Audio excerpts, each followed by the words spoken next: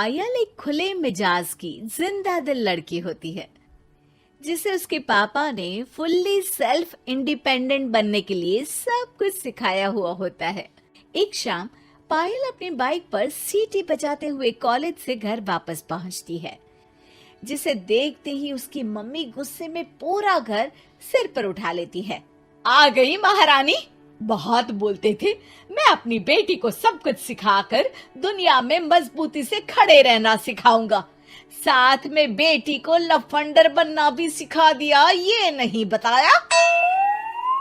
क्या हुआ आज ये कुकर इतनी सीटियां क्यों मार रहा है? सीटी, सारी फसाद की जड़ तेरी वो बाइक और सीटी है, उन्हीं से लड़के छेड़ती है ना तू। हाँ, ये तो गलत है, मुझे बताए बिना ही लड़का छेड़ दिया। हाय तौबा, ये कैसा पति और बेटी मिले हैं मुझे। अरे मम्मी यार, तुम ओवर एक्टिंग बंद करो, और मैंने कोई लड़का नहीं छेड़ा पापा। शिट यार। अच्छा मम्मी, आप पहले मुझे ये बताओ कि आपको ये सब बेकार बातें बताता कौन है? अच्छा, तूने कोई लड़का नहीं छेड़ा? अरे वही शर्मा आंटी, वही बताती रहती है, पर उसकी खबर तो मैं खुद ले लूंगी। अच्छा मेरी प्यारी बेटी, थक गई होगी ना, जाकर आराम कर बेटा। अचानक मम्मी को गर्म से नरम होते देख के पायल और उसके पापा कंफ्यूजन में एक दूसरे को देखने लगते हैं।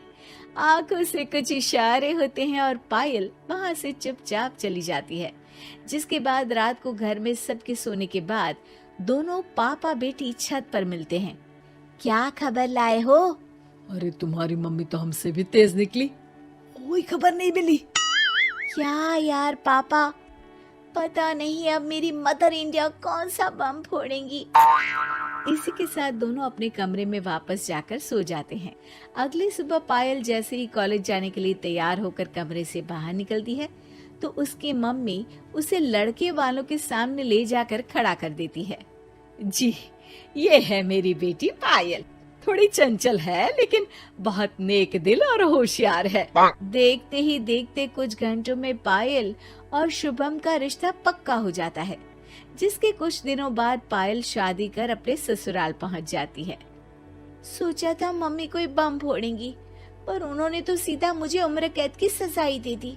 बहू, अब उम्र कैद समझो या बम, रहना तो यही है, निभाना यही है, इसलिए छिछोरी हरकतें बंद करनी होगी। है? ये आप क्या बात कर रही हो? मैंने क्या किया? इतने मासूम ना बनो, मुझे तुम्हारे कारनामों के बारे में सब अच्छे से पता है। ऐसा बोलकर सास तो वहाँ से चली जाती है, लेकिन पायल सोच में पड़ी वहीं खड़ी रह जाती है। जिस पर शुभम उसके पास आता है।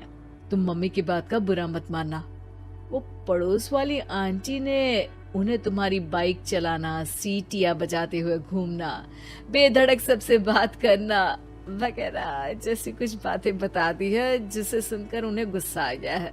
पर फिक्र मत करना, धीरे धीरे साथ रहने से वो भी ठीक हो जाएंगी। Thanks for your concern, but I don't care. Payal सीधा अपने कमरे में चली जाती है। अगली सुबह कॉलेज जाने के लिए तैयार हो सीटी बजाते हुए कमरे से बाहर निकलती है, जिसे देख सास गुस्से से तिलमिला उठती है। महारानी, शादी के अगले ही दिन ये हीरोइन बनकर कहाँ चल पड़ी? और ये लफंगों की तरह सीटियां बजाना बंद करो। ये हमारा घर है, कोई सड़क नहीं जहाँ तुम आवारागर्दी करती घूमो। मम्मी जी, सीटी बजाने और कंफर्टेबल कपड़े पहनने से लोग कब से आवारा बनने लगे। इसी के साथ सास बहू का युद्ध शुरू होने ही वाला होता है कि शुभम वहाँ पहुँच जाता है। माँ, उसका कॉलेज है इसलिए ऐसे तैयार हुई है। और पायल, तुम भी माँ को समझने की थोड़ी कोशिश करो ना प्लीज। सिचुएशन संभालकर शुभम और पायल घर से निकल जाते हैं। इसी तरह दिन बीतने लगते हैं, जिससे सास बहू की लड़ाइयों के बीच शुभम पिसता रहता है, लेकिन साथ ही वो दोनों एक दूसरे की आदतों को अपना भी लेती हैं। पर पायल का सीटी बजाना सास को आज भी नागवारा ही होता है। आसमान गिर जाएगा, धरती फट जाएगी, पर इसकी सीटी ना जी ना, कभी बंद नहीं होगी। अरे मम्मी जी, जब आप मेरे कुछ बोले बिना सीटी से ही समझ जाती हो कि मैं क्या बोल रही हूँ, फिर इसे बदलने की क्या जरूरत? यही तो हमारी यूनिकनेस है। पायल की बात से ज्यादा सहमत ना होते हुए भी सास हंस पड़ती है। उसी शाम पूरा परिवार घूमने जाने का प्लान बनाकर घर से निकल जाता है और उनके जाते ही घर में चोर घुस आते हैं और तभी वो सब भी दोबारा घर के अंदर आते हैं बाहर से। क्या यार पायल, एक शाम भी फोन के बिना नहीं रह सकती थी क्या? घर में ही तो फोन है, कहाँ चला जाता? अब जल्दी अंदर जाकर अपना फोन लाओ, मम्मी और मैं यही बाहर वेट करते हैं। ज्यादा बोल रहे हो, देखो अब और धीरे काम करूंगी। ऐसा बोलकर पायल घर के अंदर जाती है और बहुत देर तक बाहर निकल कर नहीं आती। अरे ये तो सच में जानबूझकर लेट करने लगी। चल कर देखते हैं ना। दोनों जैसे ही मेन डोर के नजदीक पहुंचते हैं, उन्हें पायल के सीटी बजाने की आवाज सुनाई देती है। हमें लेट करके खुद मजे से बैठी सीटियां बजा रही है। अरे गधे, ये मजा नहीं सजा है, जल्दी से पुलिस को फोन कर। माँ की बातों से कंफ्यूज्ड शुभम उसे देखता ही रहता है। सास खुद ही पुलिस को फोन कर देती है। कुछ देर बाद वो दोनों पुलिस के साथ घर के अंदर जाते हैं तो पायल एक कुर्सी पर बंधी होती है और सास को देखते ही दोबारा सीटी बजाने लगती है। सीटियों की दुकान फिर से शुरू हो गई तू? और क्या इन सबको कह रही है कि चोरा है चोरा है?